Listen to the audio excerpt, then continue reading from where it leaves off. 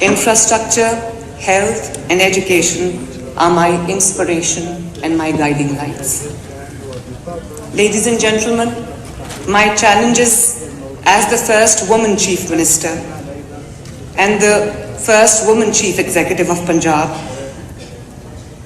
was not only to upgrade and uplift the physical infrastructure of the educational institutions of Punjab, but to also address the stagnation in the approach to education in order to match the rapidly evolving educational and technological landscapes, global landscapes.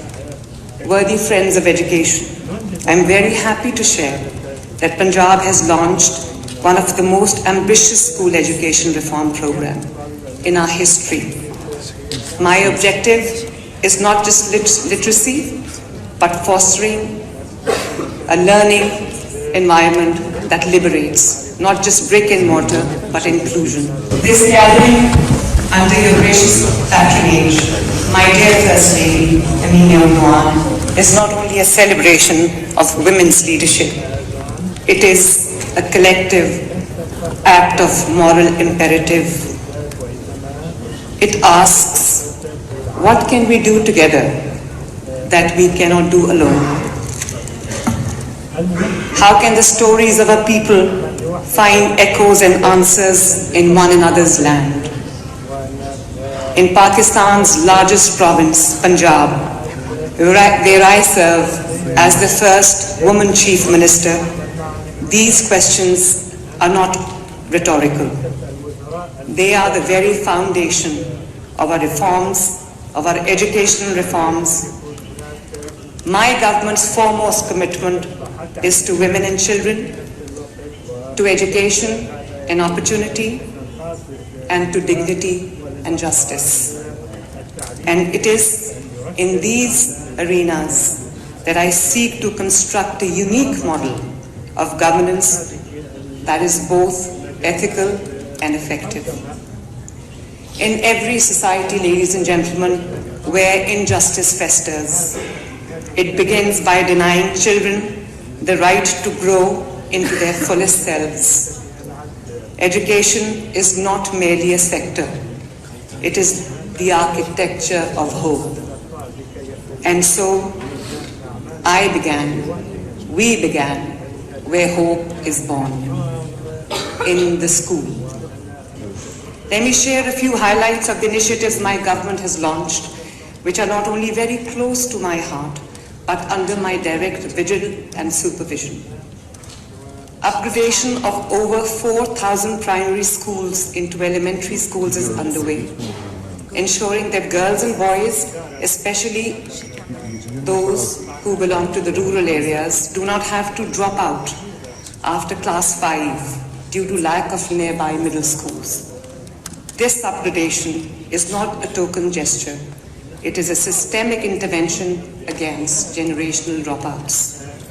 Digital learning rooms are being established in over 6,000 schools across Punjab, integrating technology with pedagogy, and in remote villages where chalk and duster were once the only tools, children now explore science, art, technology, mathematics through screens that connect them to the globe. Through rehabilitation of non-functional schools, we are reviving hundreds of those schools, converting them from symbols of state failure into sanctuaries of learning, into seats of learning excellencies. I come to you not only as the Chief Minister of Punjab, but also an ambassador of education. And when it comes to girls' education excellencies in particular, I am here as a mother to every girl child in Punjab. My personal mission is to ensure that no child is left behind due to poverty, geography, gender, or social restrictions. An extensive school nutrition program has been launched in underserved districts to combat malnutrition among students, especially girls, who face a disproportionate burden of undernourishment. It is both emotional and heartening for me to see children excitedly relishing packs of milk every morning. Reform, ladies and gentlemen, is not just about what is taught, but it is also about who teaches. We are recruiting about 30,000 new school teachers entirely on merit, reviving regular appointments that had been stalled in Punjab for years. For the first time, we have established a dedicated teacher training and curriculum development institution with continuous professional development programs aligned to the 21st century learning goals. Our reforms, ladies and gentlemen, are student-centered. We are piloting personalized learning platforms, artificial intelligence-powered tools that adjust curriculum based on each child's learning outcomes. I am also delighted to share, my friends, that we are building Pakistan's first internet city, named after the only person to be the 3 times Prime Minister, Muhammad Nawaz Sharif. I am also very happy and delighted to share that we are establishing Pakistan's first dedicated artificial intelligence university in the very heart of Punjab, the famous Lahore. Distinguished friends, allow me to conclude by sharing 2 stories that have moved me deeply personally. Nida, a young girl from a remote village in district Kasur in Punjab, was married just at 16.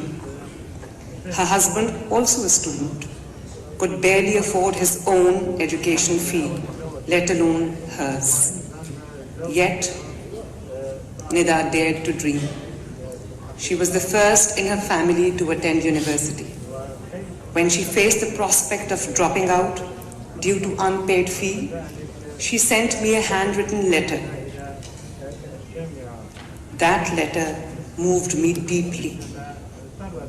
It became the spark behind our flagship Honahar Scholarship. Honahar means meritorious, a program designed to support 50,000 students like Nida annually. Today, she is in her 2nd semester and dreams of becoming a teacher.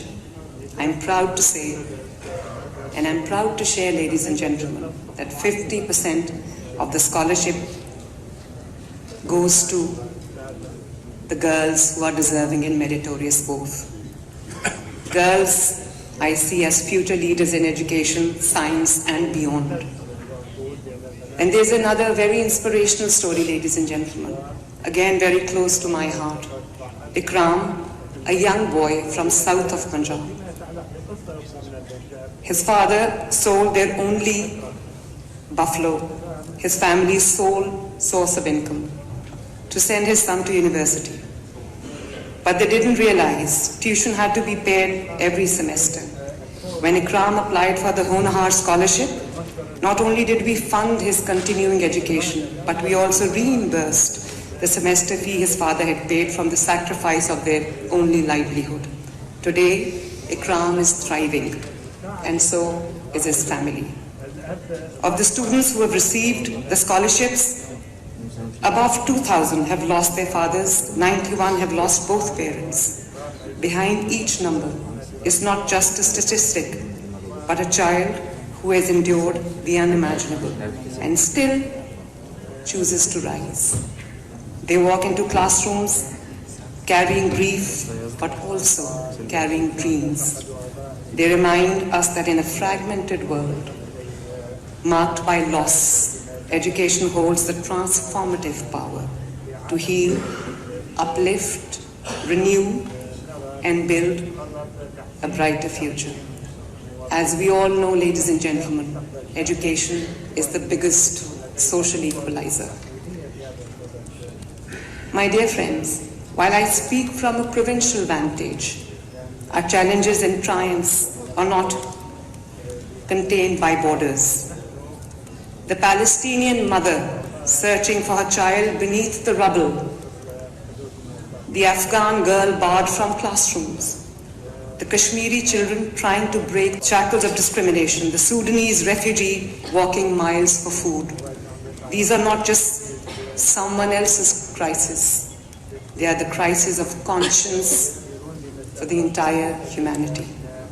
And here, ladies and gentlemen, Turkey has shown the way through relentless compassion, through diplomatic dignity, and through the leadership of Excellency Emine Erdogan, who reminds us that elegance and empathy belong together.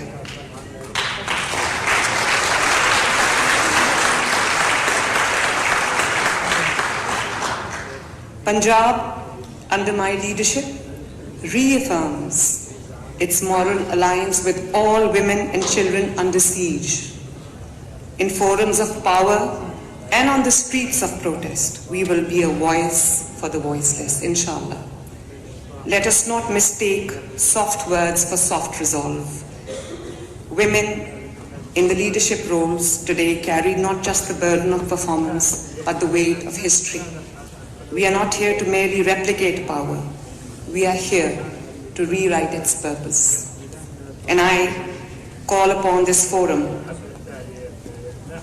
let us create a global compact for girls' education, a coordinated South-South initiative backed by national commitments where we exchange policy, pedagogy, and pathways for ensuring that every girl from Marrakesh to Multan, from Dakar to Diyarbakir, from Delhi to Dhaka, enters school, stays in school, and thrives in school.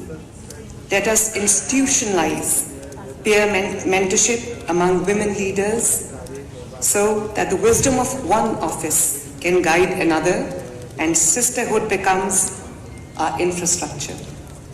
Ladies and gentlemen and friends of education, let us launch a diplomacy of dignity where foreign relations are not merely transactional but transformational, anchored in the well-being of people, not just states. I take this opportunity to invite the top universities of Turkey to expand their presence in Punjab, to create more centers of eminence, more centers of excellence, where our youth can learn, grow, and lead. Let us ensure that our collaboration and exchange programs become the foundation for a brighter, human-centric future, a future that both Pakistanis and Turkish generations will be proud to inherit. To all gathered here, let us all not only lead but liberate. Let us not only reform, let us recreate. Tashakkar, shukriya. Thank you ever so much, everyone. May our work be worthy of our people. Long live Pak-Turkey friendship. Thank you very much, ladies and gentlemen.